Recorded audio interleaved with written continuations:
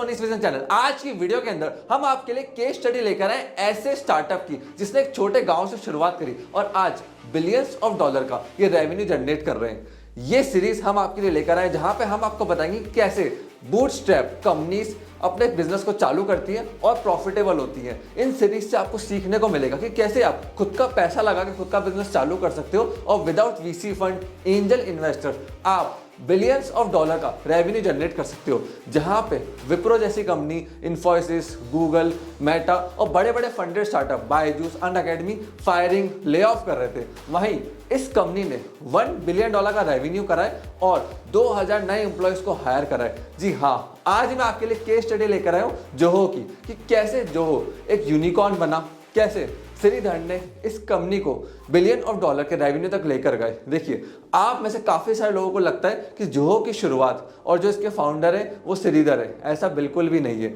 श्रीधर तो बाद में इस कंपनी को ज्वाइन करा था ऐसा सेल्स एजेंट। पूरी कहानी मैं जोहो की आपको इस वीडियो के अंदर बताने वाला हूँ। श्रीधर के दो भाई थे जो इंडिया के अंदर कोडिंग करते थे तमिलनाडु से। अब जो दोनों भाई थे ना, उनका एक यूएस के अंदर पार्टनर था टॉनी थॉमस। 1996 के अंदर उन्होंने एक बिजनेस को चालू करा और वहाँ पे टॉनी थॉमस अमेरिका के अंदर पकड़ता था क्लाइंट्स, बैक एंड पे दोनों भाई सॉफ्टवेयर बनाते थे। टॉनी थॉमस को लास वेगास के अंदर एक सेल्समैन की जरूरत थी। बहुत टाइम से वो एक अच्छा सेल्समैन ढूंढ रहा था। उसी समय टॉनी ने श्रीधर को बोला, क्यों ना आप हमें ऐसा सेल्स रिप्रेजेंटेटिव ज्वाइन करो। श्रीधर ने उस समय एग्री करा और कहा ठीक है। उन्होंने अपने विजिटिंग कार्ड छपवाए और वो सेल्स के अंदर आ गए। फाइनली उन्होंने उस 3 डे इवेंट्स के अंदर जो लास वेगास के अंदर था एक सेल सिक्योर कर ली और वहीं से उनके करियर की शुरुआत हुई। एक कहावत है, अपॉर्चुनिटी को चीते की रफ्तार से दबोचने वाला ही सक्सेसफुल होता है। फाइनली श्रीधर जी ने ऑर्गेनाइजेशन को ऐसा सेल्स एग्जीक्यूटिव ज्वाइन कर लिया। 1998 तक इनके पास ज्यादा फंड्स नहीं थे। ये सारे फाउंडर्स इनिशियली कोई सैलरी विड्रॉ नहीं कर रहे थे और जैसे ही इस कंपनी का रेवेन्यू $1 बिलियन हुआ, सारे फाउंडर्स ने सैलरी विड्रॉ करना चालू कर दी। यहीं से हमें एक लेसन लेने को मिलता है। अगर कोई बिजनेस को चालू कर रहे हो ना, सबसे पहले अपने बिजनेस को दो, उसमें इनपुट दो। पैसा शुरुआत के अंदर मत निकालो, पैसे को री इन्वेस्ट करो, तभी आप बूटस्ट्रैप कर सकते हो। और आपको एक अच्छी टीम की जरूरत है। उन इनिशियल टीम के लिए आपको उनको पैसा देना पड़ेगा। इसलिए पैसा आप लेके मत जाओ, उस टीम के ऊपर खर्च करो, अपनी कंपनी के ऊपर खर्च करो। साल 2000 आते आते श्रीधर कंपनी के सीईओ बन गए थे। जिस कंपनी की शुरुआत 1996 के अंदर हुई थी, उस कंपनी का revenue in the year 2000 $10 million हो गया था और 2001 के अंदर इनकी सेल्स पूरी तरह खत्म हो गई। क्यों? क्योंकि उस समय .com बबल आया था। 2005 के अंदर जोहो ने CRM लॉन्च करा जो कि बहुत सक्सेसफुल प्रोडक्ट रहा इस कंपनी का। और 2005 के अंदर ही श्रीधर ने खुद की यूनिवर्सिटी लॉन्च करी जहां पे वो स्टूडेंट्स को जोहो के हिसाब से सिखाते थे। और शुरुआत के अंदर इनको पहले 6 स्टूडेंट्स मिले, उसके बाद तेजी से इन्होंने यूनिवर्सिटी को भी स्केल करा, स्टूडेंट्स को लेकर आए, उनको ट्रेनिंग दी और एक अच्छी मैन पावर तैयार करी। फाइनली 2009 के अंदर एडवांस जो कंपनी का शुरुआत में नाम था, उसको इन्होंने रीनेम करके जोहो कॉर्पोरेशन कर दिया।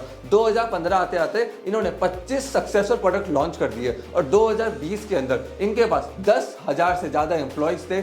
$610 मिलियन का रेवेन्यू था। 2022 में आज इनके पास 12,000 से ज्यादा एम्प्लॉइज काम कर रहे हैं और कंपनी का रेवेन्यू इस समय $1 बिलियन है। श्रीधर जी को मालूम पड़ चुका था कि अगर उनको अच्छी मैन पावर चाहिए तो उनको MIT, सिम्बायोसिस बड़े कॉलेजेस से नहीं मिलेंगे। क्यों? वो ज्यादा पैसा डिमांड करेंगे। तो उन्होंने 2005 के अंदर खुद का ट्रेनिंग सेंटर सेटअप करा था। उन्होंने कॉलेज एजुकेशन और जो प्रैक्टिकल वर्ल्ड के अंदर काम चलता है उसमें गैप को फाइंड आउट करा। उस यूनिवर्सिटी के थ्रू उन्होंने उस गैप को फुलफिल करने की कोशिश करी। और देखिए, बड़ी कंपनी से ना Google, Infosys, Meta, Facebook, Unacademy, Byju's, ये सारे लोग बड़े कॉलेजेस से हायरिंग कर रहे थे, IIT, IIM से। वहीं पे श्रीधर जी ने खुद की मैन पावर क्रिएट करना चालू करी। वही स्किल्स उन मैन पावर को सिखाई जो जोहो में उनके काम आने वाली थी। इससे उन्होंने मैसिव कॉस्ट कटिंग करी। और देखिए, गूगल, मेटा, फेसबुक, इन्फोसिस, ये कंपनीज है ना, जोहो की मैन पावर को टच क्यों नहीं करेंगे? रिटेंशन क्यों बढ़ा जोहो का? क्योंकि उनके हिसाब से मैन पावर तैयार नहीं थी।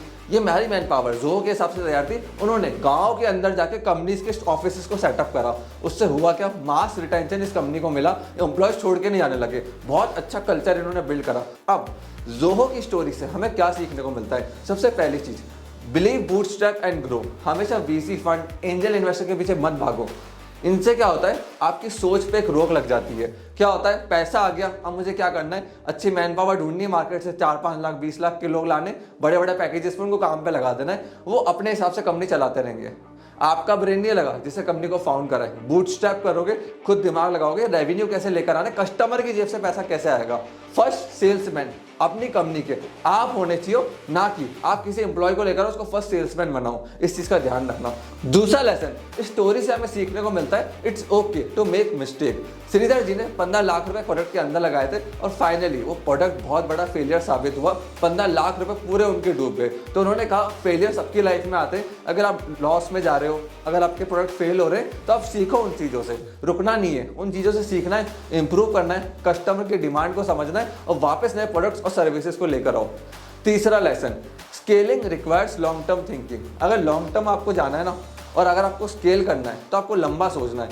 लंबा वही सोच पाता है जो अच्छी मैन पावर लेकर आता है, प्रोडक्ट पे फोकस करता है, कस्टमर पे फोकस करता है। अगर आप सिर्फ आज पे फोकस करोगे कि 3 महीने में प्रॉफिट आ जाए, 6 महीने में प्रॉफिट आ जाए, 1 साल में प्रॉफिट आ जाए, तो आप लंबा नहीं जा सकते। Nothing can be achieved in short run. अगर आपको बड़ा अचीव करना है तो लंबा सोचो, उसके लिए राइट मैन पावर को लेकर आओ, राइट टैलेंट को लेकर आओ, कस्टमर की नीड्स को, डिमांड्स को, मार्केट को अंडरस्टैंड करो। आई होप आपको इस केस स्टडी से काफी कुछ सीखने को मिला होगा, और अगर आपको ये वीडियो पसंद आई तो प्लीज इसको लाइक करिए। कमेंट सेक्शन के अंदर हमें बताइए कि और कौन से स्टार्टअप्स के ऊपर आप केस स्टडी चाहते हो। आपने इस वीडियो को यहाँ तक देखा, हम लोगों ने सपोर्ट दिया, उसके लिए धन्यवाद।